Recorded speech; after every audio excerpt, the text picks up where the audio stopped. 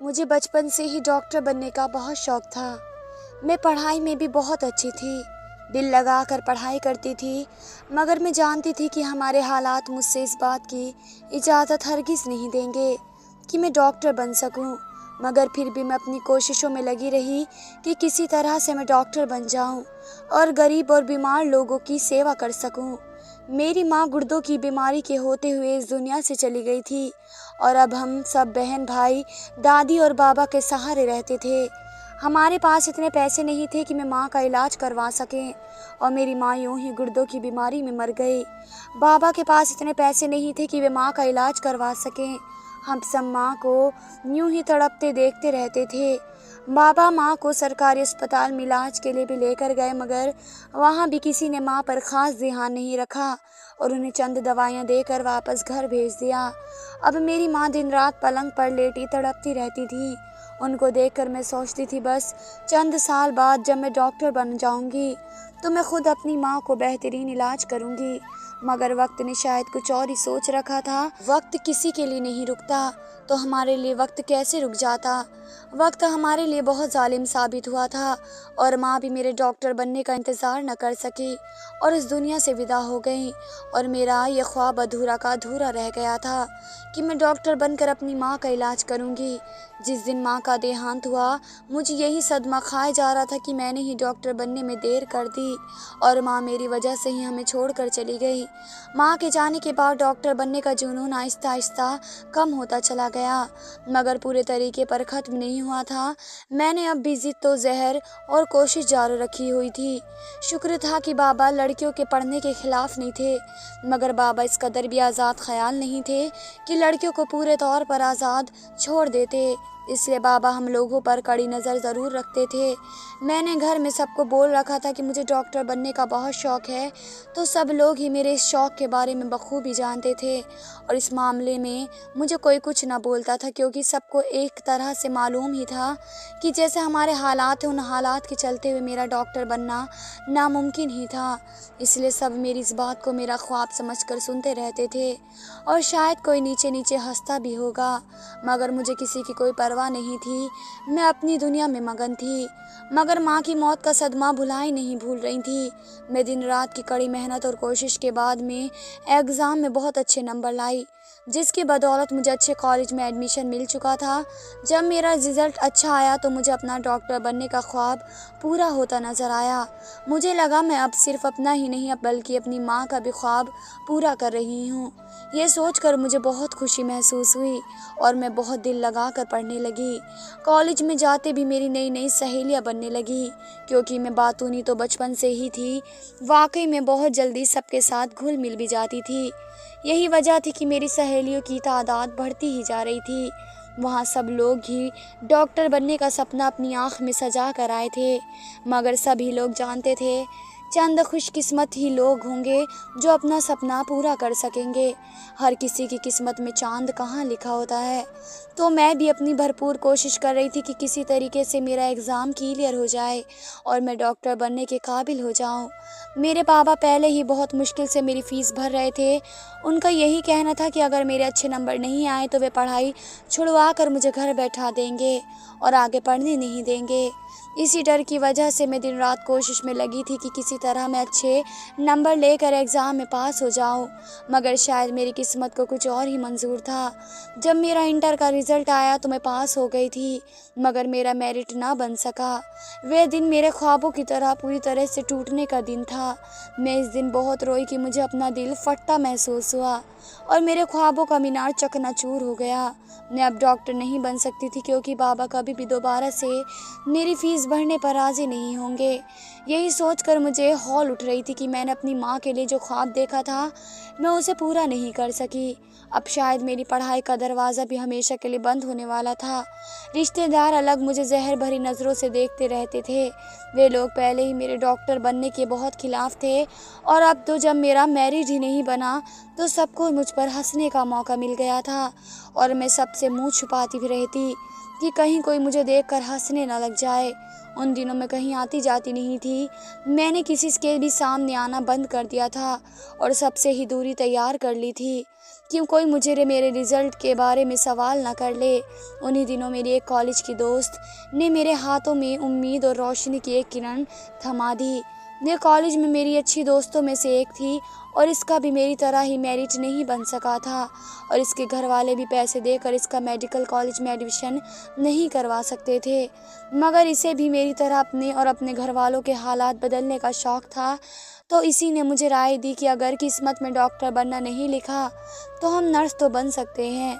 इसके इस मशवरे ने मेरे दिल को छू लिया और मुझे इसका मशवरा सही लगा, क्योंकि अगर इसी तरह मैं हाथ पे हाथ धरे बैठी रही तो बाबा किसी से भी उठकर मेरी शादी करा देते और बाकी की ज़िंदगी में यूं ही रोटे पीटते गुजार जाती। तो मैंने इसका मशवरा मानते हुए नर्सिंग के कोर्स में एडमिशन ले लिया। ये मेरा ख्वाब तो नहीं था, मगर कुछ ना होने से कुछ तो होना बेहतर ही होता है, इसलिए मैंने नर्स बनने की हामी भर ली। यह सफ़र भी आसान हरगिज़ नहीं था। बहुत सी मुश्किलें आईं, मगर जो किस्मत में लिखा हो वही होकर रहता है। शायद मेरी किस्मत में भी नर्स बनना लिखा था, तो मेरी किस्मत ने मुझे इस दोराहे पर लाकर खड़ा कर दिया जहां मेरे पास इस बात के सिवा कोई चारा नहीं था कि मैं नर्स बन सकूं या अपनी किस्मत से हार मान कर घर बैठ जाऊं और बाकी की ज़िंदगी एक एक पाई के लिए परेशान होते गुजार दूं। मैंने अपनी बाकी की ज़िंदगी ख़राब होने से तो बचाने के लिए नर्स बनना मंजूर कर लिया। शुरू में तो बहुत मुझे डर के साथ जाती थी, मगर फिर आहिस्ता आहिस्ता मैं ख़ुद को वक्त और माहौल के मुताबिक ढाल लिया। 4 साल में मैंने नर्सिंग की ट्रेनिंग पूरी करके अब एक पूरी नर्स तैयार हो चुकी थी। मेरे घर में सभी खुश थे कि अब शायद इस घर के कुछ हालात बेहतर होंगे, क्योंकि दोनों भाई अभी छोटे थे, वे अभी कमाने के लायक नहीं हुए थे और बाबा की कमाई से घर का गुजारा नहीं हो सकता था। इस तरह सबको एक उम्मीद लग गई कि शायद इस तरह घर के हालात कुछ बेहतर हो सकेंगे।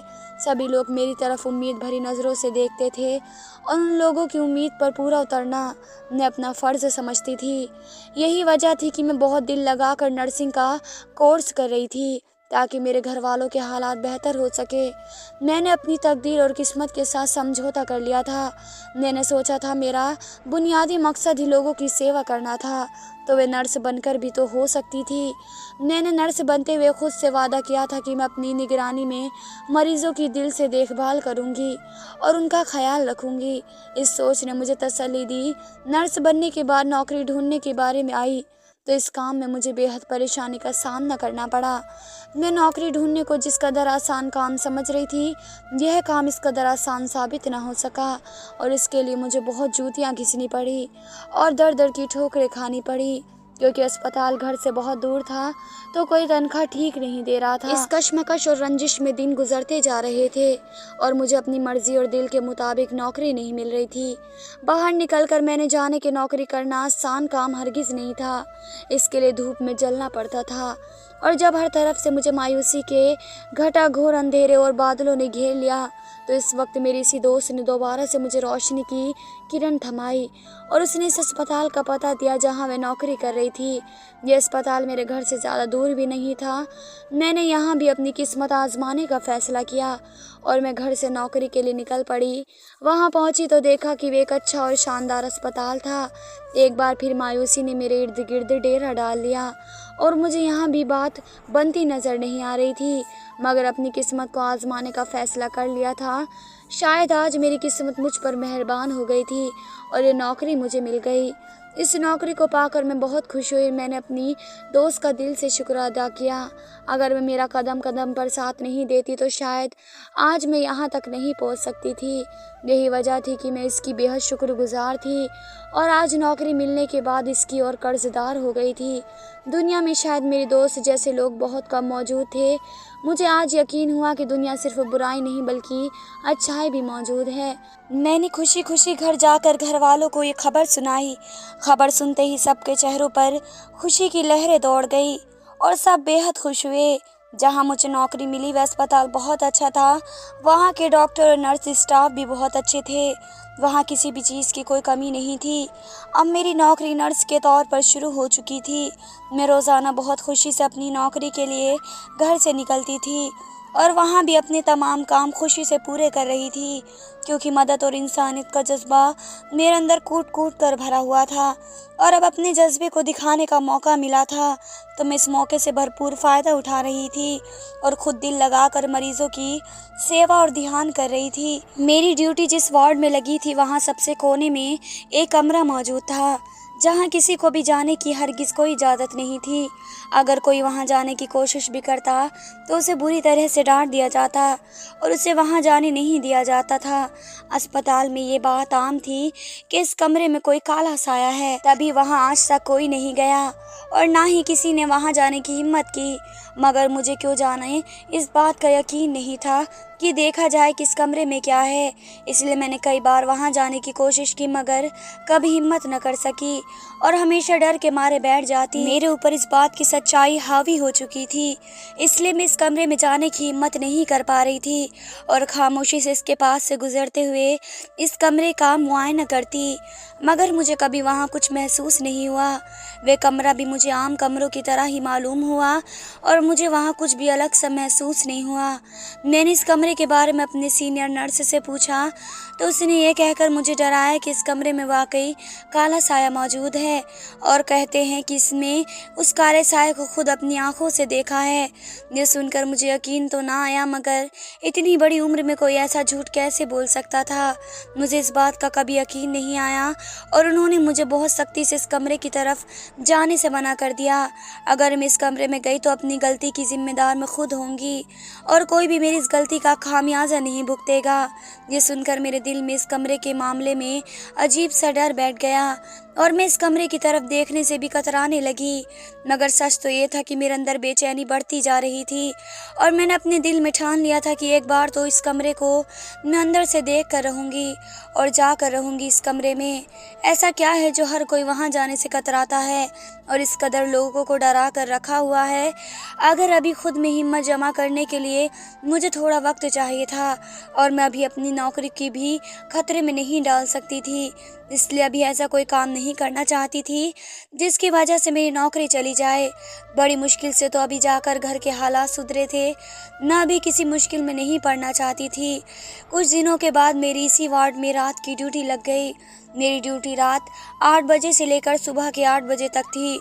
शुरू के दिन तो मुझे बेहद परेशानी का सामना करना पड़ा, मगर मुझे रात के वक्त ड्यूटी करने की भी आदत हो गई। बस कुछ दिन मेरे उठते हुए गुजरे थे, मगर सच तो ये था कि मैं अब भी कभी कभी रात की ड्यूटी में घूमने लग जाती थी और नींद लेने के लिए बेचैन हो जाती, मगर नौकरी का लालच मुझे कुछ भी करने से रोके हुए था। ऐसे ही एक दिन मैं अपने वार्ड में बैठी नींद के मारे सोच रही थी तो मुझे महसूस हुआ कि जिस कमरे की तरफ जाने से सख्ती से मना किया था, इस कमरे में अभी अभी कोई दाखिल हुआ है। मैं नींद से चौंक कर सीधे होकर बैठ गई और अपनी आंखों के देखकर गौर करने लगी कि अभी अभी कोई इस कमरे में दाखिल हुआ है या नहीं, मगर इसके बाद मुझे कोई भी इस कमरे में जाता नजर नहीं आया। हाँ, मगर इस कमरे के बाहर लगी लोहे की कुंडी अब तक हिल रही थी, जिससे मेरे शक को पूरा यकीन हो गया कि वहाँ अभी अभी इस कमरे में कोई दाखिल हुआ है। मगर हैरत की बात तो ये थी कि इस कमरे में तो कोई दिन के वक्त भी जाने की हिम्मत नहीं कर सकता था, तो रात के वक्त कोई कैसे इस कमरे में दाखिल हो सकता है। इसी बात ने मेरे रोंगटे खड़े कर दिए और मुझे अपने दिल में डर महसूस हुआ और मैं अपनी आंखों को देखा हाल को दिमाग से छुड़ाकर दोबारा वार्ड में जाकर बैठ गई। मगर इस वाक़े का तो जिक्र किसी से भी नहीं किया, क्योंकि मैं जानती थी कि मेरी इस बात का यकीन कोई भी नहीं करेगा और सब लोग ही मुझ पर हंसेंगे, इसलिए मैं खामोश रही। मगर अगली रात भी मैं वहीं पर बैठी ड्यूटी कर रही थी तो मुझे दोबारा से इस कमरे में कोई दाखिल होता महसूस हुआ। इस बार मैं इसे अपना वहम समझकर झटक ना सकी, क्योंकि कल रात तो मैं नींद में थी तो मैं इसे अपना वहम समझकर, मगर आज तो मैंने अपनी जागती आंखों से किसी को इस कमरे में दाखिल होते हुए देखा था। ना काफ़ी देर तक खामोशी से वहीं बैठी रही और कमरे के बाहर नज़र रखी रही और कुछ देर बाद ही मुझे वहाँ से दोबारा कोई निकलता महसूस हुआ। मैं जिस जगह बैठी हुई थी वहाँ से उस कमरे में दाखिल होने वाले और ना ही निकलने वाले पर नज़र पड़ती थी। यही वजह थी कि मुझे अपनी जगह बैठकर वहाँ से कोई भी नज़र नहीं आता था। हाँ, मगर साया सा सामने से गुजरा महसूस होता था। मैं इसी सोच में पड़ गई कि ऐसा कैसे हो सकता है कि रात के इस वक्त इस कमरे में कोई दाखिल हो और कौन इस कदर हिम्मत का काम कर सकता है। अगली रात फिर मेरी ड्यूटी इसी वार्ड में लगी और आज आम रातों की तरह नींद बहुत कम थी। यही वजह थी कि मैं अपनी जगह बैठी थी। 2 रातों में जो हुआ से सोच रही थी और इस कमरे में दाखिल होने की हिम्मत अपने अंदर जमा कर रही थी। आखिरकार मैंने इस कमरे में दाखिल होने का फैसला किया और इस कमरे की तरफ कदम बढ़ा दिए। इस वक्त वार्ड में इस कमरे में दाखिल होने के लिए यही समझा और कमरे के दरवाजे के बाहर जा खड़ी हुई। काले साए पर मैं यकीन नहीं रखती थी, मगर जब हर कोई काले साए की कहानी सुना रहा था तो मुझे भी कुछ हद तक यकीन होने लगा था। मगर वहाँ से लोगों को जाता और निकलता देखकर मुझे यकीन हो गया कि इस कमरे में कोई काला साया पाया जैसी कोई चीज़ ही नहीं है, बल्कि मामला कुछ और है। इसलिए मैं अपने हाथों मजबूर होकर इस बंद दरवाजे के बाहर पहुंच गई। हैरत की बात यह थी कि इस दरवाजे पर बाहर से कुंडी नहीं लगी हुई थी और वह दरवाज़ा खुला हुआ था। मैं छिपते छुपाते अंदर गई तो सामने का मंजर देखकर मेरे तो होश उड़ गए और मुझे अपनी आंखों पर यकीन नहीं हुआ कि मैं जो कुछ देख रही हूँ इसका ताल्लुक हकीकत है या नहीं। मुझे अपनी आंखों देखा पर यकीन नहीं हो रहा था। मेरे कदम जैसे दरवाजे में ही जम कर रह गए। आगे बढ़ने की हिम्मत मेरे अंदर नहीं आ पाई थी। मैं बस हैरान नज़रों से सामने का मंजर देख रही थी, जिस पर यकीन करना बहुत मुश्किल था। इस कमरे में मेरी हम उम्र की 3 लड़कियां बिस्तर पर लेटी हुई थी। उनके चेहरे बिल्कुल सफ़ेद हो रहे थे और पहली नज़र देखने में ही वे लड़कियां कमज़ोर और बीमार लग रही थी। मैं हिम्मत करके छोटे छोटे कदम उठाकर अंदर गई तो वे लड़कियां भी मुझे देखकर पूरी तरह चौंक गई, जैसे वे किसी और के आने का इंतज़ार कर रही थी और उन्हें मेरा आना तो वाकई में गवारा नहीं था। मैं गुमसुम सी लड़कियों को देख रही थी। तीनों ही लड़कियां बहुत खूबसूरत नैन नक्श वाली थी। मुझे यूं ही खड़ा देखकर उनमें से एक लड़की ने कहा कि मैंने यहाँ आकर बहुत बड़ी गलती कर दी और कहा कि डॉक्टर आने वाले हैं, तुम जल्दी से छुप जाओ। मैं जल्दी से इस कमरे में कोने में रखे कबाड़ के पीछे छुप गई और धड़कते दिल से डॉक्टर का इंतज़ार करने लगी। चंद ही लम्हों के बाद 3 डॉक्टर कमरे में दाखिल हुए थे। तीनों ही डॉक्टर अस्पताल के सीनियर डॉक्टर में से थे और बेहद अच्छे तरीके से सबसे मिलते थे। अगले ही पल वहाँ के मंजर ने मेरी रूह तक को हिला कर रख दिया, क्योंकि उनमें से एक डॉक्टर ने कहा कि तीनों लड़कियों के गुर्दे निकालने का काम आज नहीं हो सका। आज अस्पताल की कोई मशीन खराब थी। वह डॉक्टर उन दोनों लड़कियों को बता रहा था। साथ ही वे तीनों लड़कियों खामोशी से बैठी थी। चंद लम्हों बाद तीनों डॉक्टर वहां से वापस जा चुके थे। ये बात सुनकर मुझे बहुत हैरत हुई कि डॉक्टर कैसे उन लड़कियों का गुर्दा निकाल सकते हैं और क्या ये काम गैर कानूनी तौर पर हो रहा है। ये काम गैर कानूनी हो रहा था, तभी तो इस कदर छुप छुपा कर ये काम हो रहा था। मैं अपनी जगह से निकलकर दोबारा उन लड़कियों के सामने गई और उनमें से इस बारे में सवाल किया तो उनमें से एक लड़की रोने लगी और कहने लगी कि हमें दूर दराज इलाके से ख़रीद कर यहाँ लाया गया है और अब हमारी किडनी निकाल कर बेचने का काम इस अस्पताल में होता है। हमसे पहले भी कई लड़कियों की किडनी निकाल कर इस अस्पताल में बेची जा चुकी हैं।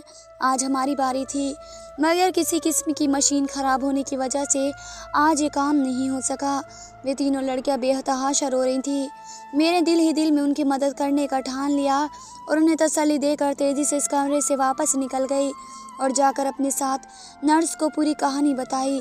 वे मेरे मुंह से ये सब सुनकर हैरत में पड़ गई और मेरी बात मानने से इनकार कर दिया। मैं उसे अपने साथ लेकर इसी कमरे में गई। वे उस कमरे में जाने से डर रही थी, मगर जब मैं ज़्यादा ज़ोर किया तो मेरे साथ इस कमरे में दाखिल हो गई और उसने भी उन लड़कियों की ज़ुबान से पूरी कहानी सुनी और सुनकर वह भी हैरत में डूब गई। अस्पताल में इतना बड़ा गैर कानूनी काम हो रहा था और किसी को भी इस काम की खबर तक नहीं थी। बहुत हैरत की बात थी। मैंने और मेरी साथ वाली नर्स ने अस्पताल के मालिक से इस बारे में बात करने का फैसला किया। उन्हें हम सभी जानते थे, वे बहुत अच्छे इंसान थे। कभी हम लोगों को यकीन था कि उन्हें इस मामले में कुछ खबर नहीं होगी। तभी हम लोगों ने उनसे बात करने का फैसला किया। हम लोगों ने जब सारी बात अस्पताल के मालिक के कानों में डाली तो उन्हें यकीन नहीं आया और वे हमारे साथ इस वक्त उस कमरे की तरफ चल पड़े और उन लड़कियों के मुंह से सारी सच्चाई सुनकर हैरत में पड़ गए। इसी वक्त अस्पताल में इमरजेंसी कर दी गई। उन लड़कियों को हिफाजत के तौर पर उस कमरे से निकालकर पुलिस की हिफाजत में पहुंचा दिया गया और उन डॉक्टरों को हिरासत में ले लिया गया। मैं बहुत खुश थी कि मैं ज़रा सी हिम्मत दिखाकर इंसानियत की मदद करने का हक अदा कर दिया था और अपने पैसों के साथ भी इंसाफ किया था।